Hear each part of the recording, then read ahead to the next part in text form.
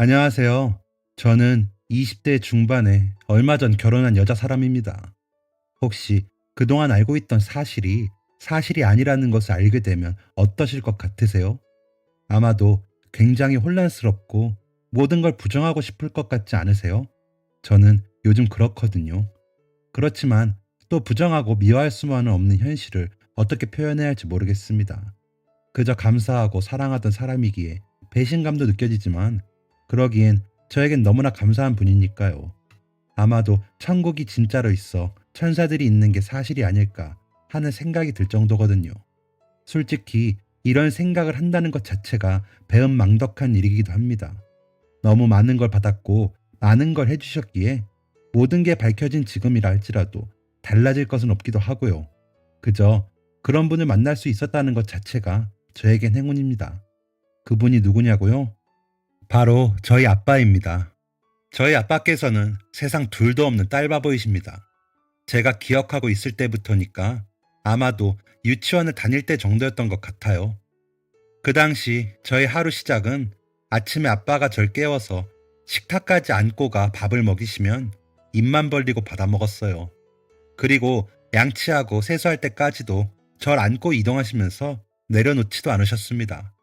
옷을 입을 때가 되어서야 겨우 절 내려놓고 제가 좋다고 할 때까지 옷을 골라주셨죠. 옷을 입고 나면 머리를 묶어주시고 유치원에 데려다 주셨습니다. 지금까지도 항상 저를 공주님이라고 부르시며 제가 기분이 조금이라도 안 좋으면 기분이 좋아질 때까지 품에 안고 나직하게 노래를 불러주시곤 했었죠. 그러면 저는 기분이 좋아졌는데도 괜히 더 안기고 싶어 고개를 숙이고 있다가 잠이 들기도 했습니다. 아빠는 그런 저를 아시면서도 더 꼭 안아주시곤 했고요. 저도 다 알았습니다. 아빠가 절 너무 사랑하신다는 사실을요. 제가 초등학교에 들어가서도 등교와 하교는 모두 아빠와 함께였습니다. 아빠가 다른 아빠들에 비해 젊고 미남이셨기 때문에 같은 반 아이들이 진짜 너희 아빠야? 삼촌 아니고? 라고 물을 때면 어깨가 으쓱할 정도였습니다. 괜히 아이들 앞에서 뽐내고 싶은 마음에 나 이거 사줘 라며 학교 바로 맞은편에 있던 문구점 앞에서 떼를 쓸 때면 아빠는 엄마한테는 비밀이야 하면서 제 친구들 것까지 사주시곤 했습니다. 그런 저희 아빠를 아이들은 엄청 부러워했습니다. 그 부러움의 시선은 고등학교 때까지 갔죠. 친구들은 야, 진짜 너네 아빠 최고다. 나중에 난 너희 아빠 같은 사람이랑 결혼하고 싶어. 라며 얘기할 정도로요. 용돈도 잘 주시지. 오시며 제가 필요한 물건들 항상 부족함 없이 사주시기도 하고 제가 어떤 고민이라도 생기면 어느새 다가와 들어주시고 해결해 주시려고 애쓰셨거든요. 한 달에 한 번 마법에 걸리는 그때도 온열팩을 만들어 오셔서 찜질해 주시고 초콜릿을 비롯한 간식을 준비해 주시기도 했고요. 그야말로 불면 날아갈까, 쥐면 으스러질까, 오매불망 저를 정성껏 돌보시며 키우셨습니다. 그런 아빠를 보면 저는 당연히 아빠니까 그래야지 하는 생각을 가지고 있기도 했습니다.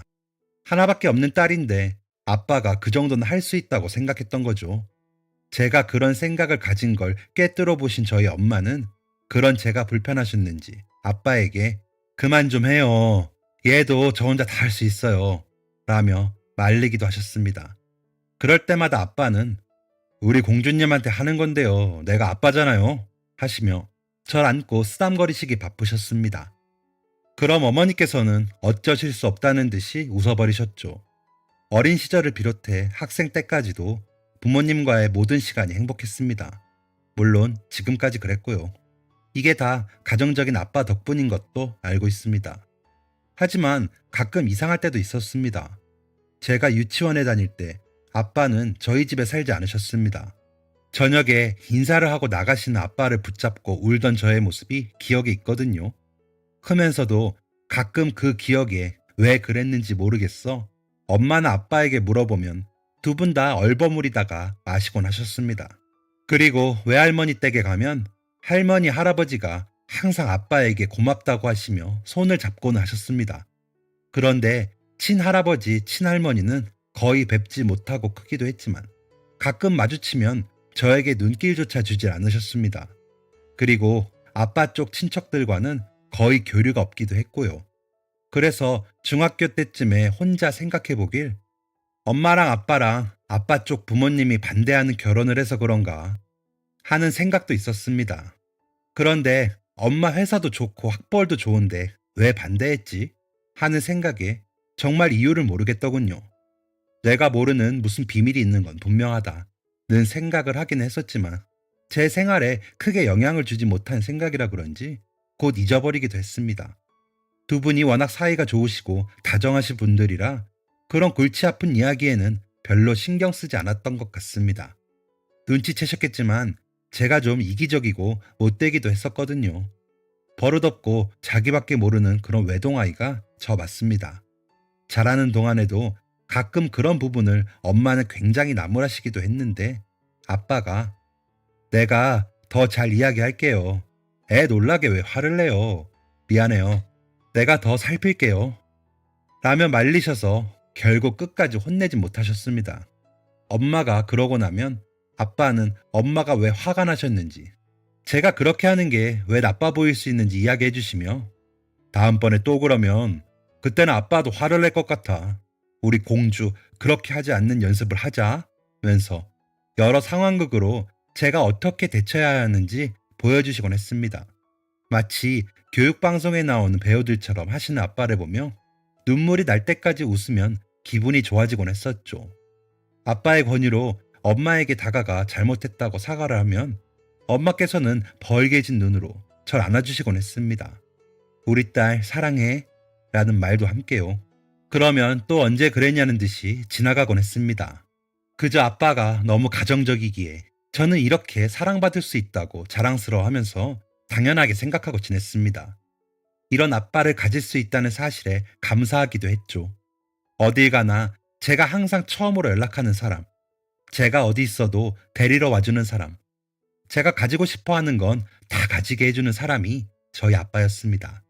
그러니 당연하게도 아빠는 제 자랑거리였죠. 친구들에게 항상 아빠 자랑을 했던 저였기에 제 친구들은 저희 아빠를 모르는 사람이 없을 정도였습니다. 하지만 지금 생각해보면 모든 게 다 아빠의 희생이었고 아빠가 혼자 다 감당한 아픔의 결정체였는데 말이죠. 참 철이 없었습니다. 그랬지만 행복했습니다. 제 기억 속에 아빠와 함께한 모든 시간은 행복입니다. 그건 어디 가서도 자부심을 느낄 만큼 자랑할 수 있습니다. 우리 아빠는 이렇게 절 행복하게 키웠다고 말이죠. 저희 신랑도 연애 때부터 저희 아빠를 보면서 나는 이 다음에 딸 낳아도 아버님처럼은 못할 것 같아. 그래도 자기한테는 최선을 다해볼게. 내가 부족하다고 나 미워하지 마. 라고 말할 정도로 말이죠. 이렇게 적으면서 저의 어린 시절을 돌이켜 생각해보니 정말 저희 아빠께선 절 사랑으로 키우셨네요. 저만 보면 웃으시는 그 눈매가 문득 보고 싶어집니다. 최근 아빠와 큰 사건이 있어서 생각이 조금은 복잡했지만 어쩌면 약간은 거리감을 느꼈다고 할 수도 있겠지만 이렇게 사연을 보내면서도 보고 싶은 건 어쩔 수가 없네요. 이제 그 사건에 대해 이야기해 보도록 하겠습니다. 안타깝게도 저는 공부를 그다지 잘하진 못했습니다. 그런 제가 유일하게 좋아하고 잘하는 건 요리였습니다. 저희 엄마도 아빠도 다 요리에는 재주가 없으신데 제가 희한하게도 요리를 잘했습니다. 그래서 중학교 때부터 요리학원에 다니며 전문적으로 배우기 시작해 자격증을 하나 둘 따기 시작해 대학도 요리 관련 학과에 진학을 했습니다. 요리 현장은 참 치열합니다. 단 한 번의 실수도 용납되지 않는 곳이기도 하죠. 식사를 하러 오시는 분들에게 최고의 순간을 제공하기 위해 어쩔 수 없기에 최선을 위한 선택의 치열함입니다. 집에서 곱게 자라던 제가 그런 주방에서의 생활을 힘들어하는 건 어쩌면 당연했습니다. 누군가에게 꾸지람을 듣고 작은 실수에도 그만큼의 대가를 치르는 건 정말 견디기 힘들 만큼 괴로운 일이었습니다. 하루에도 12번씩 도망가고 싶은 마음으로 출근을 했습니다. 아직도 그 마음은 변함이 없기는 하지만 꼭 이 분야에서 최고의 여성 셰프가 되고 싶었기 때문에 참고 또 참았습니다. 몸이 힘든 건 버텨지는데 마음이 힘든 건 버틸 수가 없더라고요. 하루는 메인 셰프께 혼이 나고 채소 손질을 마치고 돌아서는데 쓰러져 버렸습니다. 그런 저를 업고 병원까지 달린 건 제 사수셨습니다. 평소에는 말도 없고 제가 실수하면 다른 사람 모르게 조용히 알려주시고 돌아서시던 감사한 사수셨거든요. 그날 그렇게 절 응급실까지 업고 달리더니 제가 깨어나자 처음으로 화를 내셨습니다. 너는 몸이 안 좋으면 말을 하고 쉬든가 하지 왜 버티냐? 그러다 잘못되면 어떻게 하려고 그래? 라며 말이죠. 그런 사수를 보며 저도 놀라기도 하고 서럽기도 해서 엉엉 울었습니다. 진짜 응급실에 있는 사람들이 다 쳐다볼 정도로요. 그런 저를 한참 내려다보더니 제 머리를 쓰다듬어 주는데 꼭 우리 아빠 같더라고요. 잦아드는 눈물 사이로 사수를 봤더니 사수도 조용히 울고 계시더군요. 더 놀라서 괜찮으세요? 라고 여쭤보니 당황하시며 놀라서 그래. 내가 어릴 때 안 좋은 기억이 있어서 놀라서 그래. 라며 고개를 숙이고 눈물을 더 흘리시기에 이번엔 제가 손을 잡아드리며 달래드렸습니다. 그날을 시작으로 가까워진 사수와 저는 연애를 시작했습니다. 알고 보니 사수가 어릴 때 어머니께서 저처럼 그렇게 쓰러지셨는데 그때 사수가 집에 혼자 있었나 봐요. 놀라서 엄마를 깨웠는데 일어나질 못하시고 돌아가셨다고 해요. 심장마비였다고 했습니다. 구급대가 올 때까지 그렇게 깨웠는데 안 일어나더라. 눈도 한 번 더 못 뜨더라고. 그때가 나 초등학교 5학년 때였는데 얼마나 무섭던지 라며 말씀하시는 사수의 쓸쓸한 눈빛이 그때까지 이미지와는 너무 달라서 제가 먼저 고백했습니다. 그런 저의 고백에 그저 웃기만 하더니 그로부터 석 달 뒤 저에게 결혼하자고 하셨습니다. 결혼을 하기에는 둘 다 아직 나이도 젊고 저는 아직 하고 싶은 일이 많았기에 좀 주저되긴 했었지만 지금 거절하면 사수와는 사귀지도 못할 것 같아 냉큼 그러자고 했습니다. 그러곤 각자 집에 소개를 시켜주고 상견례도 하고 했죠. 물론 처음 저희 부모님께서는 좀 더 사귀어보고 결혼을 할 것을 권하셨습니다. 특히나 아빠께서는 굉장히 강한 반대 의사를 보이셨습니다. 저도 말씀드리면서 아빠의 반대가 심할 것이라 생각은 했지만 굉장히 당황하시면서도 어쩔 줄 몰라 하실 만큼 충격을 받으신 것 같아 보여 걱정이 될 정도였습니다. 그러더니 그 길로 아예 알아누우시더군요. 그런 아빠께 너무 죄송했지만 무슨 고집이었는지 저도 꺾지 않았습니다. 그런 저와 아빠 사이에서 엄마는 어쩔 줄 몰라 하시면서도 제 머리를 매만지시며 엄마도 너 나이 때 널 낳았어. 그때는 참 무섭고 걱정만 됐는데 너희 아빠가 있어서 잘 이겨냈어. 너도 그 사람과 그럴 수 있니? 라고 물으시더군요. 그래서 그럼 잘할 수 있고 말고 아빠는 나 시집 안 보내면 어쩌겠다는 거야. 나 그 사람 아니면 결혼 안 할 거야. 라며 괜히 심통을 부렸습니다. 엄마께서는 그런 절 보고 그저 피식 웃으시더니 제 방을 나가시더군요. 그렇게 아빠와 제가 처음으로 냉랭하게 보내는 시간들이 흘렀습니다. 저 역시 아빠 보란 듯이 단식 투쟁을 하며 방에서 나오지 않는 휴일을 보냈습니다. 뒤척이다가 잠이 들었는데 두런두런 말소리가 들려 정신이 차려지기 시작하더군요. 아이고 형부는 뭘 저렇게까지 해. 간다고 하면 보내버리지. 그만큼 했으면 됐다. 친딸도 그 정도로는 못 키워. 라는 이모의 말소리가 들렸습니다. 그러자 예 조용히 해. 너희 형부나 희진이 들으면 어쩌려고 그래. 말 조심 좀 해. 라며 이모를 막는 엄마의 말소리가 들리더군요. 친딸? 내가 아빠 친딸이 아니야? 하며 놀라고 있는데 이제 좀 알면 어때? 쟤도 이제 다 컸어. 언니랑 형부가 그것 때문에 절절 매니까 희진이 쟤도 저렇게 지고집만 부리는 거야. 라는 말에 벌떡 일어나 앉았습니다. 잠들기 전 혹시나 아버지께서 일어나셔서 오며 가며 다니시면서 저 힘들어하는 모습을 보면 마음이 달라지실까 싶어 문을 열고 잤거든요. 그런데 이게 무슨 말인가 싶어 나가려는 찰나에 야, 너 그런 말 할 거면 얼른 가. 너 그렇게 쉽게 말하지 마. 어떻게 그렇게 말하니? 라며 엄마가 화를 내며 이모를 내쫓듯이 보내시는 소리가 들렸습니다. 당황스러웠습니다.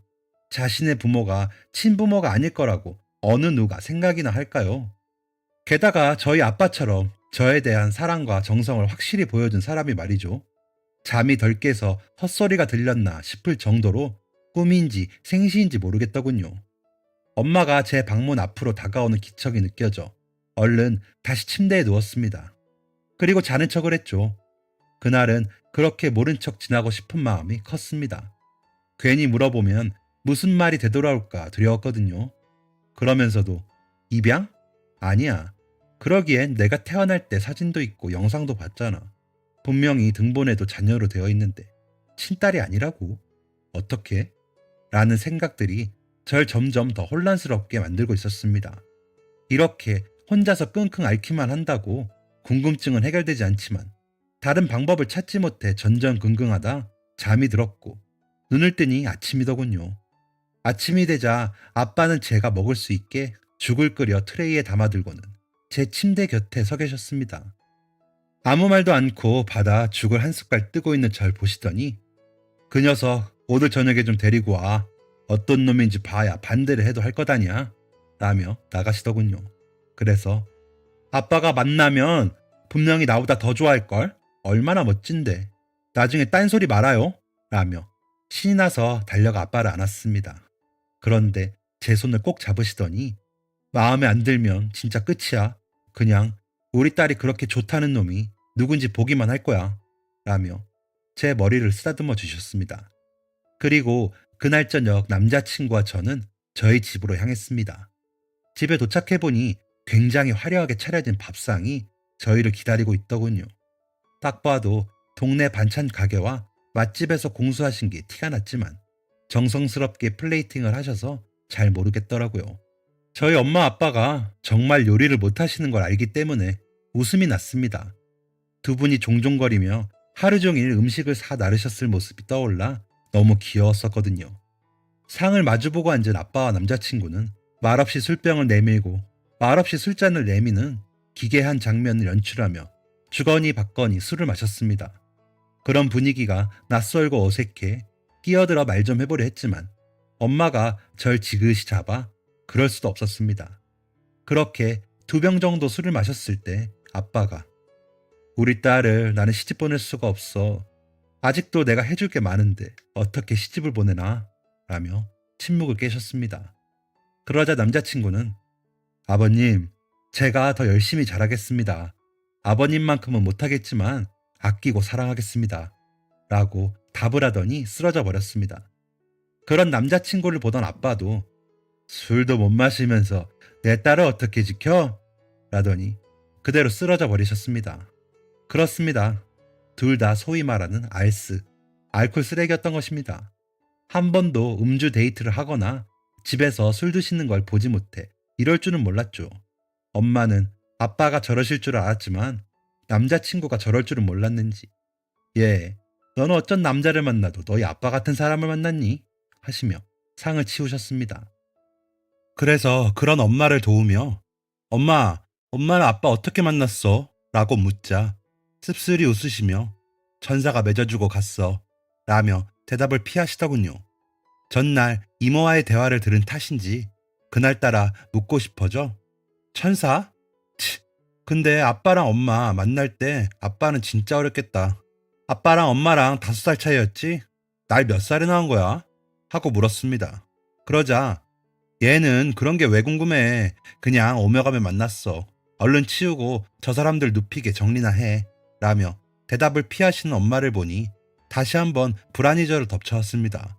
하지만 그 자리에서 더 이상 따지고 물을 수도 없는 노릇이라 그저 얼른 정리하고 거실에 이불을 펴고 아빠와 남자친구를 나란히 눕혔습니다.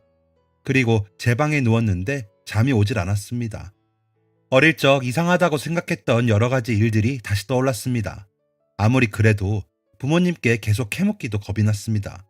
떠오른 방법으로는 이모에게 물어보는 것밖에 떠오르지 않았지만 과연 이모도 다 이야기해 줄까 싶어 걱정이 되었습니다. 하지만 다른 방법도 떠오르지 않았습니다. 다음날 아침 일어나 보니 남자친구와 아빠는 나란히 앉아 꿀물을 마시고 있었습니다. 그런 둘을 보자니 웃음이 나 깔깔 웃으며 사진 찍어야겠네. 안녕히 주무셨어요. 라고 인사하며 휴대전화를 들이밀자 둘 다 손사래를 치더군요.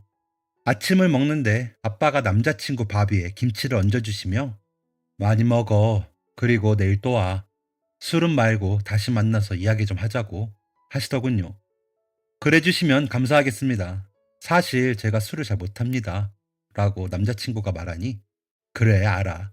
그래도 술 못 마시는 사람들이 나쁜 사람이 없어. 라며 식사를 하시더군요. 그런 두 사람을 보며 웃음이 나면서도 제 머릿속은 복잡했습니다. 남자친구와 함께 출근하면서 미안해요. 난 술은 생각도 못했어. 우리 아빠 술 잘 안 드시거든. 이라고 말하자. 그만큼 긴장하신 거겠지. 어제 아버님 밤에 주무시면서 우시던데 꿈꾸시는지 내 팔을 꼭 잡으시더니 우셨어. 라더군요. 아침에 눈이 좀 부었다 싶긴 했는데 그게 울어서였다는 사실에 놀랍기도 하고 아빠의 마음이 느껴지는 것 같아 찡해져 오기도 했습니다. 그러면서도 풀리지 않은 비밀이 있는 것 같아 마음이 무거웠습니다. 남자친구는 정말로 그 다음날 저녁에 다시 저희 집에 왔고 그때는 조용히 앉아 대화를 나누며 식사를 할 수 있었습니다. 아빠께서는 전날의 여파인지 좀 더 차분해지셨고 여러 가지 질문을 하시더군요. 그러다 사귄 지도 얼마 되지도 않았는데 왜 결혼부터 하고 싶은 건가? 라며 물으시는 아빠의 질문에 제가 부모님이 다 돌아가셨어요. 늦둥이라 연세가 많으시긴 했는데 어머니는 저 어릴 때 갑자기 쓰러지시더니 돌아가셨고 아버진 2년 전에 저 군대에 있을 때 돌아가셨거든요. 형이랑 누나가 있는데도 외롭긴 하더라고요. 그런데 희진이를 혼자서 좋아하면서 보니까 사랑 많이 받고 자란 사람이라는 게 티가 나더라고요. 그래서 곁에 있기만 해도 좋았습니다. 그러다 교제를 하게 됐는데 사랑이 이렇게 많은 아이라면 가정을 이루고 더 행복해지고 싶다고 생각했습니다. 라고 남자친구가 답을 했습니다. 그래, 우리가 우리 희진이를 얼마나 사랑하며 키웠는지 아나? 라더니 아빠께서 우시는 겁니다. 그러시더니 우리 희진이 잘 부탁하네. 그리고 앞으로 우리가 자네를 사랑해 줄 테니 외로워하지 마.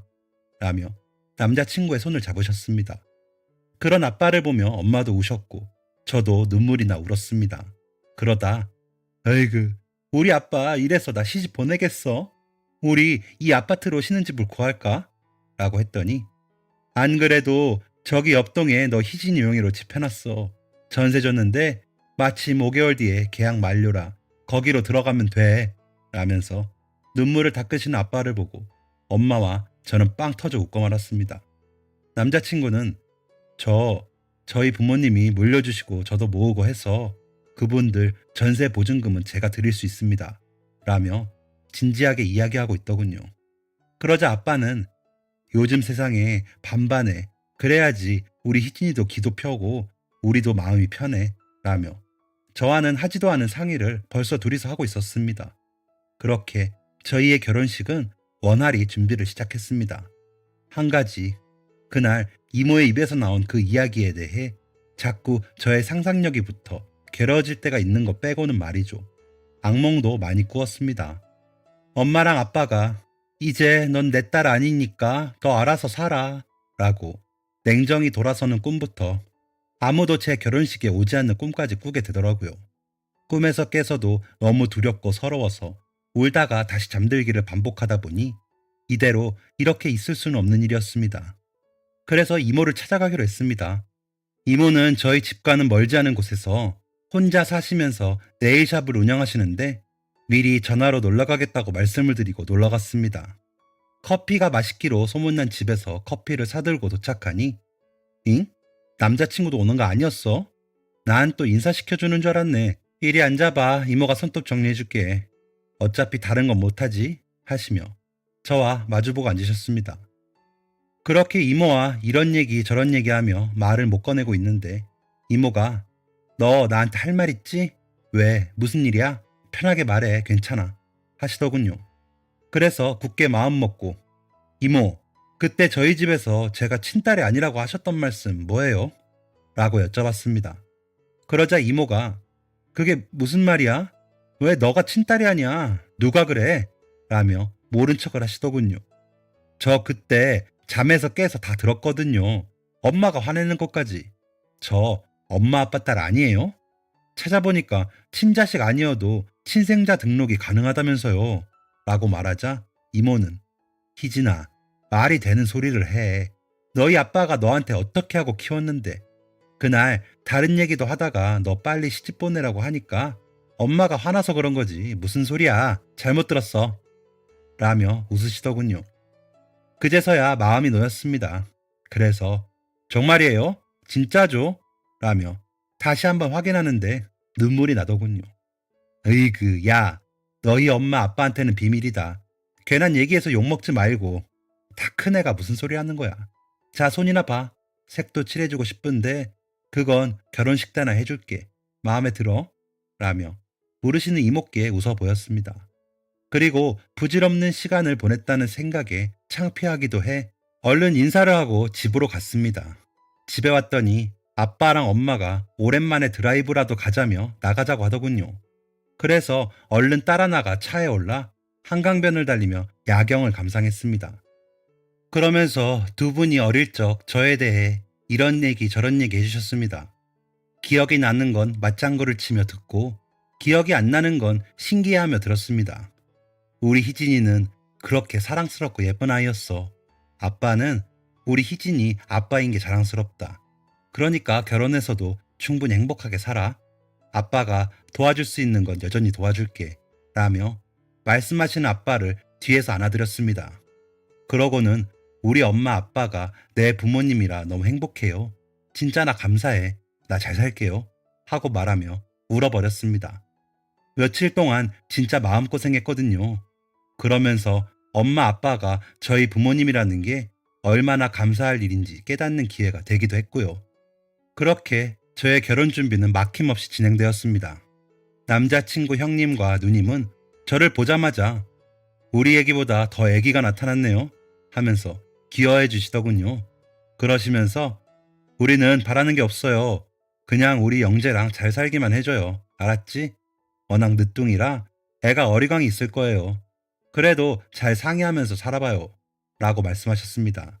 주변에 결혼 사실을 알리며 청첩장을 돌리자 깜짝 놀라더군요. 저희 정말 티 안 나게 연애하느라 힘들었습니다. 그래도 눈치도 못 챘다며 다들 정말 놀라셨습니다. 한 여자 동기는 울면서 달려나가기도 하더군요. 그래서 더 놀란 사람들도 있었습니다. 저도 놀라기도 했고요. 그렇게 진행하다 보니 어느새 결혼 전날이 되었습니다. 이모 네일샵 들려 생애 처음으로 네일을 받았습니다. 기왕지사 받는 거 엄청 화려하게 하자고 하시며 연장까지 해주셔서 저는 처음으로 기다란 손톱에 화려한 손톱을 가져보게 되었습니다. 신혼여행에서 다녀오면 다 사라질 것들이지만요. 그리곤 아빠 미용실에 가서 케어를 받았습니다. 다음날 식 올릴 때 머리 잘 되라고요. 제 머리는 어릴 적부터 아빠만 해주셨는데 결혼식을 앞두고 받으려니 괜히 눈물이 나더군요. 결혼한다고 제가 다른 데 가서 머리 할 것도 아니면서 말이죠. 아빠도 겨우 눈물을 참으시는 게 보였습니다. 머리 드라이가 다 끝나고 아빠와 거울을 통해 눈이 마주쳤는데 결국에 둘 다 빵 터져 울어버리고 말았습니다. 서로 아무 말도 없이 울다가 제가 얼른 정리하고는 나와버렸습니다. 안 그러면 계속 거기서 울어야 할 것 같아서요. 그리고 피부 케어 받으러 가서 관리 받으면서도 눈물이 멈추질 않아서 관리사분께서 당황하시더군요. 겨우 진정을 하고 저녁에 집에 도착하니 집안 분위기는 말이 아니었습니다. 아빠께서는 방에서 안 나오셨고 엄마께서는 제 물건들을 챙기시느라 정신이 없으시더군요. 그래서 저도 그냥 신혼여행 때 가져갈 짐들을 다시 한번 정리하고 잠에 들었습니다. 그래도 예쁜 신부 되고 싶어 울지 않으려고 엄청 애쓰면서 말이죠. 결혼식이라는 게 정말 두 번은 못하겠더군요. 아침부터 메이크업에 머리에 정신없이 받다가 드레스를 입고 하루 종일 대기하는 게 생각보다 엄청 어렵더라고요. 드레스 입고는 움직이지도 못하니 등에 담이 오는 것 같았습니다. 촬영할 때는 움직이고 사진 찍느라 바빠서 몰랐는데 본식은 더 힘들더라고요. 그렇게 손님들을 맞다가 마침내 식이 시작되는 사인을 받고 대기하는데 저희 아빠 손에 힘이 들어가는 게 느껴지더군요. 저도 다시 한번 꽉 잡아드렸습니다. 서로 바라보지도 않는데 눈물이 나더군요. 결국 버진 로드를 엉엉 울며 걷고 말았죠. 아빠는 저의 손을 남자친구에게 건네주면서 절 안아주시고는 휘청거리며 자리에 앉아 계속 눈물을 닦으셨습니다. 그렇게 결혼식 내내 울다가 웃다가 양가 부모님께 인사드리며 다시 울다가 행진할 때는 너무 밝게 웃었다며 나중에 친구들이 그러더라고요. 시부모님이 안 계시니 패백은 생략하고 2부 행사를 좀 더 하기로 하고 인사를 드리는데 아빠께서 보이질 않으셨습니다. 보나마나 어디서 울고 계신 것 같아 걱정이 되었지만 여기저기 인사를 다니다 보니 식이 다 끝나고 호텔로 향하고 있었습니다. 호텔에서 하룻밤 자고 다음날 아침 일찍 제주도로 신혼여행을 가기로 했거든요. 호텔에 도착해서 남편이 된 남자친구가 먼저 정리하고 씻으러 들어간 사이 제 짐을 정리하고 휴대전화를 찾느라 가방에 손을 넣었는데 두툼한 봉투가 있더군요. 그래서 뭐지 하고 꺼내보니 아빠의 글씨가 눈에 들어왔습니다. 사랑하는 나의 딸 희진이에게 라고 시작하는 편지에는 믿지 못할 이야기가 적혀 있었습니다. 처음 시작은 그동안 우리가 주고받았던 이야기들이었습니다. 그런데 이모에게 물었다며 친딸이 아니냐고? 그 이야기를 듣는 순간 너무 속상하고 마음이 아팠다. 정말 아빠 딸로 키웠고 지금도 그 마음엔 변함이 없지만 우리 희진이에게 아빠가 또 한 분 계신 걸 말해줘야 할 때가 온 것 같구나. 사실 희진이는 지금의 나 말고 더 훌륭하신 아빠께서 계셨어. 희진이가 요리를 잘하는 것도 다 그분 닮아서란다. 엄마랑 아빠는 요리 못하잖아. 그분을 처음 만난 건 아빠가 처음 미용실을 차렸을 때였어. 그때 그분께서는 아빠의 옆 점포에서 일식 레스토랑을 운영하고 계셨어. 그 건물에 젊은 세입자가 몇 없어서 우리는 금세 형동생하며 가까이 지냈단다. 그때 우리 희진이를 처음 만났지. 너를 얼마나 예뻐하시는지가 한눈에 보여 감히 널 한번 안아봐도 되겠냐고 물어보지도 못할 정도였어. 그렇게 우리는 삼촌이라는 이름으로 인사하며 종종 만나곤 했어. 희진아, 그런데 친조카들이 있는데도 너가 그렇게 예쁘더라. 너도 잘 따랐고. 그러던 어느 날 그분과 아빠가 영업이 끝난 그분 가게에서 술을 마셨어. 그날따라 왜 그렇게 마셨는지 인사불성이 된 나를 그냥 두고 갈 수 없으셨던 그분은 룸에서 방석을 덮고 나와 함께 잠이 드신 거야. 그러다 정신을 차려보니 난 길 밖에 나와 쓰러져 있었어. 마지막으로 본 그분의 모습은 날 밀어내시는 모습이셨지. 그리곤 폭발음과 함께 난 다시 기억을 잃었어. 나중에 알고 보니 우리가 잠이 든 사이 옆 고깃집에서 수출 만들다 불이 났었대. 그 불이 그분 가게에 옮겨 붙은 거지. 하필이면 우리가 불난 쪽이랑 가까운 곳에서 자고 있었나 봐. 자다가 불냄새에 놀라 일어난 그분께서는 정신을 못 차리는 날 힘들게 밖으로 먼저 내보내신 거야. 그리고 내가 정신을 차렸을 때 폭발이 나며 불길이 더 커졌고 나오지 못하신 그분은 거기서 돌아가셨지. 죄책감이 컸다. 그분 장례식에도 못 가고 울기만 하면서 폐인으로 지냈어. 진짜 죄책감에 죽고 싶었어. 그러다 문득 희진이가 생각나더라. 그래서 가본 적이 있는 그분 집으로 갔어. 엄마가 엄청 화를 내더라. 우리 남편 살려내라면서. 당연히 그럴 수 있지. 내가 조금만 정신을 빨리 차렸다면 그분은 그렇게 돌아가지 않으셨을 테니까. 그저 맞고만 있었어. 놀란 희진이는 울다가 내 손을 잡더니 아빠라고 불러주더구나. 그래서 매일 찾아갔어. 엄마는 볼 때마다 싫어했지만 희진이는 아빠를 보며 웃어줬어. 그래서 희진이랑 놀고 희진이랑 밥 먹고 하면서 사라지더라고. 그래서 이 아이의 아빠로 살아야겠다 결심했어. 엄마에게 미친놈 소리 들으면서 졸랐어. 아이 아빠로 살게 해달라고 애원했지. 그러길 2년쯤 됐을까? 희진이는 아빠 왜 안 자고 가? 라고 묻더라. 그러자 엄마가 서서히 마음의 문을 열어줬어. 그래서 같은 집에 살게 됐지. 엄마 아빠는 희진이 때문에 부부가 되기로 했어. 그렇지만 한 번도 후회해 본 적은 없었어. 희진이 아빠일 수만 있으면 그분이 해주지 못한 거, 아니 더 잘하셨을 걸 하면서 행복했거든. 나중에 하늘나라에서 그분을 만나면 희진이 잘 키웠다고 조금이라도 용서를 받고 싶기도 했고, 그래서 나름 최선을 다해서 희진이를 키웠어. 하지만 끝까지 그분 이야기는 하고 싶지 않았어. 희진이 너가 힘들 수 있을 것 같아서, 아니면 혼란스러울 수도 있을 것 같아서. 엄마랑도 그렇게 약속했는데 이렇게 너의 결혼식을 앞두고 생각해보니 그분 이야기를 안 해주는 것도 죄를 짓는 거더라고. 하늘나라에서 그분께서 널 행복하게 지켜주시다가 혹시 노여워하실 것만 같아서 이제는 말해줘야겠다고 생각이 들었단다. 희진아, 그렇다고 우리가 달라지는 건 아무것도 없어. 그저 그분의 존재만 알게 된 거지. 진짜 아빠에겐 일생의 은인이시고 희진이의 또 다른 아빠께서 계시다는 것 말고는 희진이와 아빠는 지금까지 했던 것처럼 지내면 돼. 물론 희진이가 혼란스러울 거야. 마음의 정리가 될 때까지 기다릴게. 물론 희진이가 더 이상 아빠가 필요 없다고 한다면 아빠는 그저 멀리서 널 바라보는 수밖에 없어. 그래도 희진아, 아빠는 희진이 아빠여서 너무 행복하다. 감사하고 잘 자라줘서 고맙다. 신혼여행 잘 다녀오고 다녀와서 우리 다시 이야기하자. 사랑한다 우리 딸. 이라고 편지는 마무리가 되었습니다. 순간 머릿속이 뒤죽박죽 혼란스러웠습니다. 남편이 샤워를 마치고 나오는 소리에 얼른 편지를 다시 가방에 넣었습니다. 그리고 샤워를 하며 머릿속을 정리하려고 애썼습니다. 그리고 생각은 이내 정리가 되었습니다. 신혼여행에서 돌아와서는 아빠에게 바로 달려갔습니다. 따져보면 20년이 넘는 시간을 절 위해 그렇게 사신 분인데 그런 일이 있었다 한들 변할 건 아무것도 없었습니다. 정말로요. 정말 사랑하고 존경하는 아빠인데 뭐가 그리 복잡할 이유도 없었습니다. 그리고 감사해요 라는 말을 하며 있는 힘껏 안아드렸습니다. 그리고 사랑해요 아빠, 난 정말 행운아예요 라며 말했습니다. 이해해줘서 고맙다 희진아. 아빠, 이해는 무슨.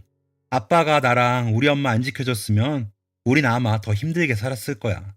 오히려 아빠가 그런 결정한 게 나는 아빠가 용감한 사람이었다는 생각이 들어요. 아마 날 낳아준 아빠가 아빠를 선물로 세상에 남기고 갔을 거란 생각이 들어요. 아빠, 아빠도 내 진짜 아빠야. 아빠 충분히 자격 있어. 우리 앞으로도 힘내서 오래오래 함께 같이 즐겁게 살아요. 꼭 아는 아빠의 어깨가 살짝살짝 들썩였습니다. 그날 아빠와 저는 서로 끌어안고 얼마나 울었는지 모릅니다. 그리고 우리는 그 전보다 더 끈끈한 부녀지간이 되었습니다. 이 사연을 아빠가 듣는다면 항상 사랑한다고, 지금까지 그래왔고 지금도 그러하고 앞으로도 변함없이 그럴 것이라고 꼭 전해드리고 싶습니다. 네, 자랑스러운 아버지께. 지금까지 사연 들어주셔서 감사합니다. 사연이 재밌으셨다면 구독과 좋아요를 눌러주세요. 감사합니다. 안녕히 계세요.